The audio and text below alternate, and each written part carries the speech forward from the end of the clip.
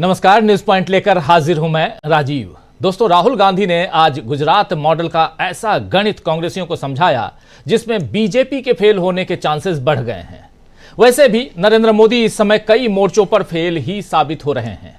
America से लेकर दिल्ली और मणिपुर तक नरेंद्र मोदी की नाकामियों की कहानी सियासी फिजाओं में तैरती हुई देखी जा सकती हैं और इन्हीं नाकामियों में अब बीजेपी घिरती हुई नजर आ रही है।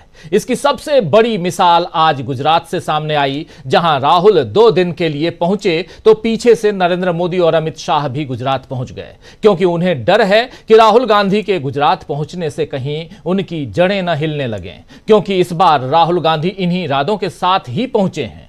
कल और आज 2 दिनों में राहुल गांधी ने कांग्रेस पार्टी में ऊपर से नीचे तक जोश की नई लहर दौड़ा दी है। गुजरात में एक तरफ कार्यकर्ताओं को हौसला बंधाया कि उनकी बात सुनी जाएगी और दूसरी तरफ उन पर जिम्मेदारी भी दी कि आपको जनता तक जाना है, फिर जनता खुद ही कांग्रेस को जिताएगी।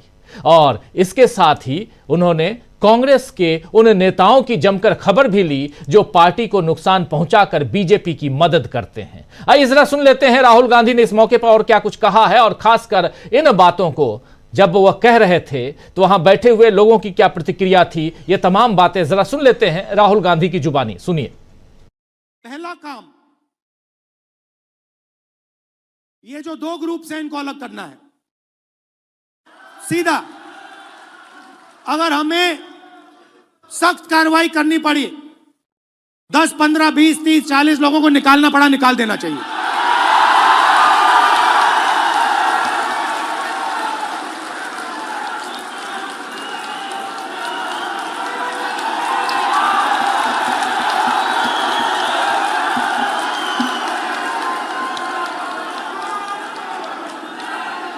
बीजेपी के लिए अंदर से काम कर रहे हो, चलो जाके देखते हैं, बाहर से काम करो।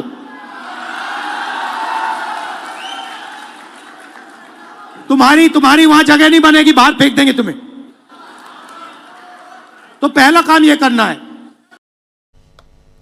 तो राहुल गांधी एक अलग अंदाज में नजर आए यहां पे और साफ साफ अपने कार्यकर्ताओं को जब संबोधित कर रहे थे तो सुन लिया आपने। इसके अलावा और भी बहुत कुछ कहा है। आइए एक बाइट और सुनाते हैं राहुल गांधी ने क्या कुछ कहा, और खासकर वहां के नेताओं और खासकर गुजरात में चल रही कांग्रेस पार्टी को क्या कुछ करना चाहिए और गुजरात मॉडल क्या है। इन सब की बात यहां राहुल गांधी आज रखते हुए दिन भर राहुल गांधी चर्चा में बने हुए हैं और इन अपने बयानों से वो चर्चा में हैं और इससे बहुत कुछ बाहर निकल के आ रहा है, वो बीजेपी के लिए भी और कांग्रेस के लिए भी। बीजेपी इसके बाद प्रेस कॉन्फ्रेंस भी की, लेकिन राहुल गांधी की एक दूसरी बाइट सुनिए जरा। गुजरात ने कांग्रेस पार्टी को हमारा ओरिजिनल नेतृत्व दिया और उस नेतृत्व ने हमें सोचने का तरीका, लड़ने का तरीका, जीने का तरीका दिया। 30 साल हो गए हम यहां सरकार में नहीं हैं, और जब भी मैं आता हूं तो डिस्कशन 2017, 2012, 2007, 2022, 2027, मगर सवाल चुनाव का नहीं।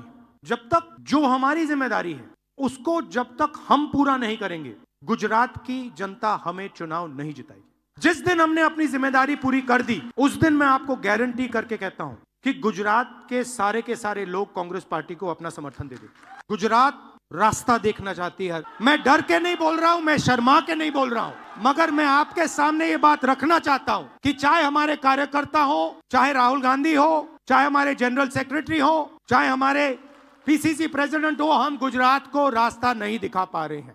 गुजरात की जो लीडरशिप है उसमें 2 तरीके के लोग हैं, डिवीजन है।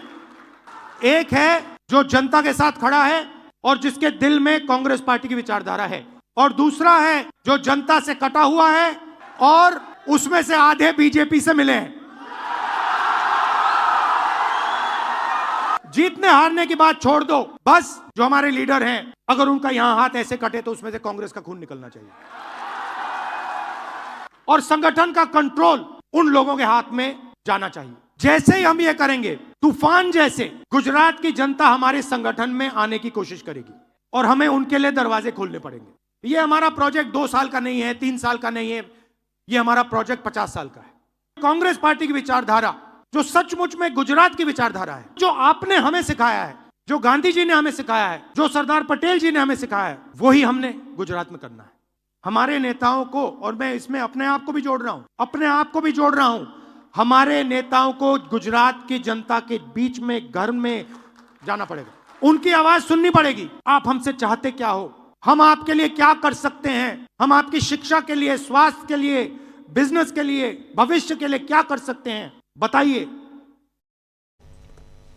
सुन रहे थे आप यहां राहुल गांधी सीधा सीधा ललकारते हुए अपने कार्यकर्ताओं को। इधर राहुल गांधी ने गुजरात में 2 साल बाद होने वाले चुनावों में जीत का गणित समझा दिया कि 40% वोट हमारे साथ हैं, बस 5% और आ जाएं तो गेम पलट जाएगा। और उधर ट्रंप, जी हां, डोनाल्ड ट्रंप का गणित नरेंद्र मोदी शायद जानबूझकर नहीं समझ रहे हैं, लेकिन यहां भी कांग्रेस ने मोदी की क्लास ले ली है।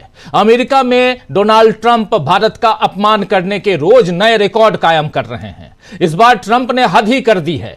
उन्होंने भारत के बारे में कहा है कि उसने टैरिफ कम करने का ऐलान कर दिया है। हालांकि देश को इसकी जानकारी नहीं है कि मोदी ने ऐसा फैसला कब ले लिया। खैर, इसी मसले पर अब पवन खेड़ा, जो कांग्रेस पार्टी के प्रवक्ता भी हैं और मीडिया विंग के चेयरमैन भी हैं, उन्होंने प्रेस कॉन्फ्रेंस कर नरेंद्र मोदी की नकली बहादुरी की पोल खोल दी है। आइए जरा पवन खेड़ा को सुनते हैं क्या कुछ कह रहे हैं। और ट्रंप को भी आप देख रहे हैं स्क्रीन पर, जब ये आप तस्वीर देख रहे हैं तो इसमें इसके पीछे जो वो बात कह रहे हैं, यही कह रहे हैं कि भारत ने, नरेंद्र मोदी ने मेरी धमकी के बाद, सीधे सीधे शब्दों में कहूं तो कह रहे हैं कि मेरी धमकी के बाद नरेंद्र मोदी ने टैरिफ कम कर दी। आइए लेकिन सुन लेते हैं कांग्रेस पार्टी इस पर क्या प्रतिक्रिया दे रही है। हमारे एमएसएमईज, इस देश का लघु उद्योग, सबसे बड़ी चोट इन टैरिफ्स की हमारे एमएसएमईज को पड़ेगी। इनके दोस्तों को नहीं पड़ेगी, जो इनके क्रोनी कैपिटलिस्ट दोस्त हैं। हमें यह समझना है कि आज ये डर क्यों है हमारे प्रधानमंत्री के मन में अमेरिका को लेकर। किस बात से डरते हैं देश के प्रधानमंत्री अमेरिका से, जब कनाडा नहीं डर रहा, मेक्सिको नहीं डर रहा, नेपाल तक नहीं डर रहा, भारत डर रहा है? कारण तो बताइए। क्योंकि 60,000 करोड़ का नुकसान सालाना हमारे को इस निर्णय से होगा। अगर यह निर्णय लिया जा चुका है तो हमें नहीं मालूम, पीयूष गोयल ने हमें नहीं बताया, देश को नहीं बताया, मोदी जी ने देश को नहीं संबोधित किया, पिछले पार्लियामेंट में भी कोई स्टेटमेंट नहीं आया। तो हमें नहीं मालूम कि चुप्पी क्यों है, हम जवाब क्यों नहीं देते। और अमेरिका भी एक गलतफहमी में है। जो बड़ी बड़ी ब्रांड्स, आप पेप्सी देख लीजिए, पिज्जा, बर्गर, अलग अलग ब्रांड्स आप जो देखते हैं, ये माइक्रोसॉफ्ट, गूगल, ये सब अमेरिकन कंपनीज हैं जो भारत के बाजार में हैं, लाभ उठा रही हैं। अगर आप एक विकसित देश हैं, आपकी कंपनियां यहां बाजार हमारे में आकर दुकान खोल रही हैं, तो हम भी एक विकासशील देश हैं, हम भी अपने हितों की रक्षा करेंगे। ठीक है, आज आपको हमारी कमजोर लग रही है सरकार, इसका मतलब थोड़ी कि हमारा देश कमजोर है, हमारा बाजार कमजोर है, हमारा एमएसएमई सेक्टर कमजोर है, ऐसा नहीं है। हिंदुस्तान की ताकत आपने 71 में भी देखी, जब हम वाकई एक कमजोर देश थे, 74 में देखी, कई बार देखी। आज ऐसा क्या हो गया साहब कि इतने ट्रिलियन की इकोनॉमी, विश्व गुरु, फलाना ठिकाना, और ये हालत। तो ये अब मोदी जी को सोचना पड़ेगा कि 150 करोड़ लोगों को इस देश की सरकार ने क्या निर्णय लिया टैरिफ्स को लेकर, वो डोनाल्ड ट्रंप से पता चले। क्या ये उचित है? ये मोदी जी को सोचना होगा। मोदी जी को यह भी सोचना होगा कि इन 150 करोड़ लोगों के आर्थिक हितों की रक्षा कोई डोनाल्ड ट्रंप थोड़े करेगा, वो तो आप ही को करनी है। वोट लेकर आप प्रधानमंत्री बने हो। You are the custodian of the economic interest of these 150 crore people of India. Nobody else will come to rescue you if you are expecting that.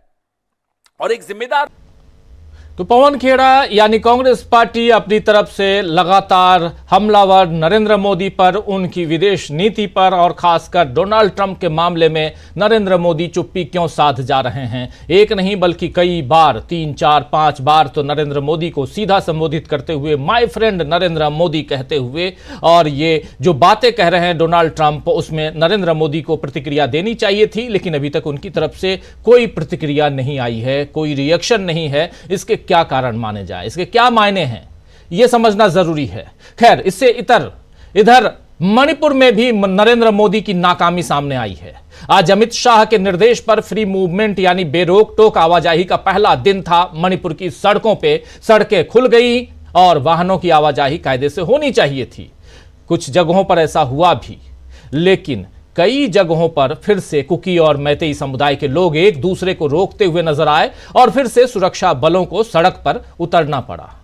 यानी 2 साल बाद भी मणिपुर में अशांति के लक्षण खत्म नहीं हुए हैं और मोदी एक तरफ अमेरिका के सामने घिघी बांधे खड़े हैं तो दूसरी तरफ मणिपुर जाने की हिम्मत नरेंद्र मोदी नहीं दिखा रहे हैं। बस गुजरात बार बार जा रहे हैं क्योंकि अब उन्हें राहुल गांधी से डर लग रहा है। राहुल गांधी गुजरात में हैं, तो इतना क्यों डरे हुए हैं नरेंद्र मोदी?